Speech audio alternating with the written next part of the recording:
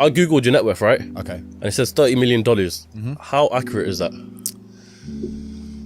Because let me say before this, I see a $5 million Bugatti, and I'm like, maybe a guy with $30 million won't spend his money on a $5 million Bugatti. Don't make sense. So he's probably got some. Yeah, you know what's actually the saying? If you know what you have, you ain't got much.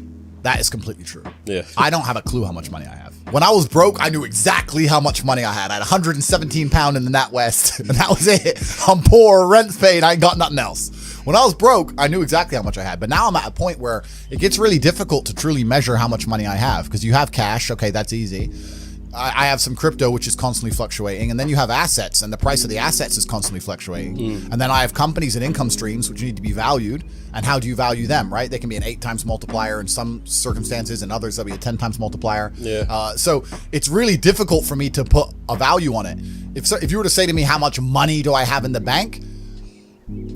But then even then, because I've got to be careful what I say on this podcast. But even then, once you have a healthy respect for money, once you get past a certain amount of money, you don't need it in the bank. Like there's no point in me having 50M liquid in the bank. Why? What am I going to buy? You know, you're like, as long as you have whatever you have in the bank to run around the world with, you have enough.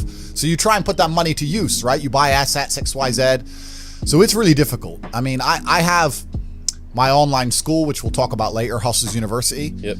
That's already been valued. That was valued at 300 million. When did you start Hustlers University? A year ago. A year ago. Fuck. Yeah, and that's valued at 300 million. Yeah. So, but then I ain't gonna sell it. So, but then again, I had a valuation between 280 and 340. So again, how much money do I have? I don't know. I could, if I really wanted to, if I wanted to sit here and say I was worth 500 million, I could prove that. Yeah. Yeah.